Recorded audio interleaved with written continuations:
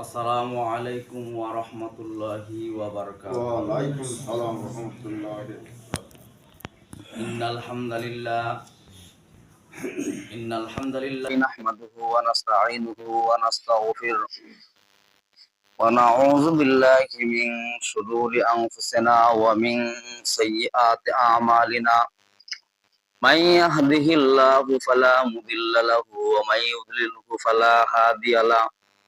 ونشهد أن لا إله إلا الله وحده لا شريك له ونشهد أن محمدا عبده ورسوله الذي أرسله بالحق بشيرا ونذيرا وداعيا إلى الله بإذنه وسراجا منيرا. أما بعد فقد قال الله تعالى في كلامه المجيد والفرقانه الحميد. فأعوذ بالله من الشيطان الرجيم. بسم الله الرحمن الرحيم. إنا لننصر رسلنا والذين آمنوا في الحياة الدنيا ويوم يقوم الأشهاد. وقال الله تعالى في كلامه المجيد والفرقانه الحميد. فأعوذ بالله من الشيطان الرجيم.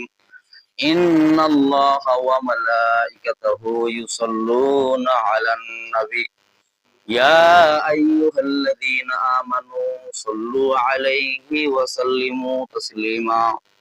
درود إبراهيم পড়ি اللهم صل على محمد وعلى آل محمد كما صليت على إبراهيم وعلى آل إبراهيم إنك حميد مجيد. اللهم بارك على محمد وعلى آل محمد كما باركت على إبراهيم وعلى آل إبراهيم إنك حميد مجيد. اللهم صل على محمد وعلى آل محمد كما صليت على إبراهيم وعلى آل إبراهيم إنك حميد مجيد. اللهم بارك على محمد وعلى آل محمد كما باركت على إبراهيم وعلى آل إبراهيم إنك حميد مجيد. بلغ الأولى بكماله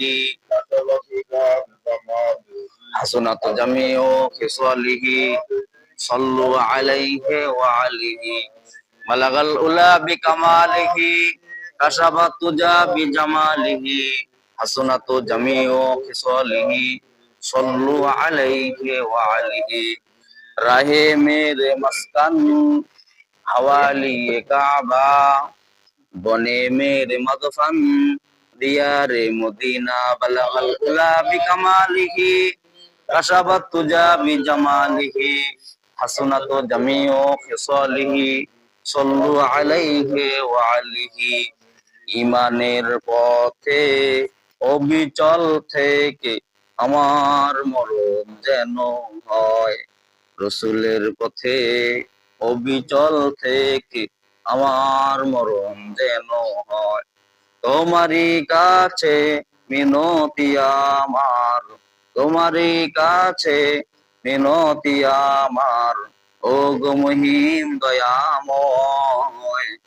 রসুলের পথে অবিচল থেকে আমার মরণ যেন হয়। আমিন। আলহামদুলিল্লাহ, সমস্ত প্রশংসা সেই মহান রব্বুল আলামিনের, যিনি আমাদের রজব মাসের দ্বিতীয় জুমায় উপস্থিত হওয়ার, শরীক হওয়ার তৌফিক দান করলেন। সেই মহান দরবারে আমরা শুকরিয়া জ্ঞাপন করি। আমরা সকলে বলি আলহামদুলিল্লাহ। আল্লাহ পাক কালামের ভিতর বলেন, লাইন শাকারতুম লাআযিদান্নাকুম ওয়া লাইন কাফারতুম ইন্না আযাবি লাশাদীদ। যে বান্দা আমার নিয়ামত পায়, নিয়ামতের শুকরিয়া আদায় করে, তার নিয়ামতকে আমি আল্লাহ পাক বাড়ায়া দেই, বলি সুবহানাল্লাহ। আর যে বান্দা আমার নিয়ামত হলো, নিয়ামতের না শুকরিয়া আদায় করে, আমি আল্লাহ পাক তার নিয়ামতকে ছিনাই নিয়া ইন্না আযাবি লাশাদীদ, শক্ত আযাব দ্বারা গ্রেফতার করে, বলি নাউযুবিল্লাহি মিন যালিক।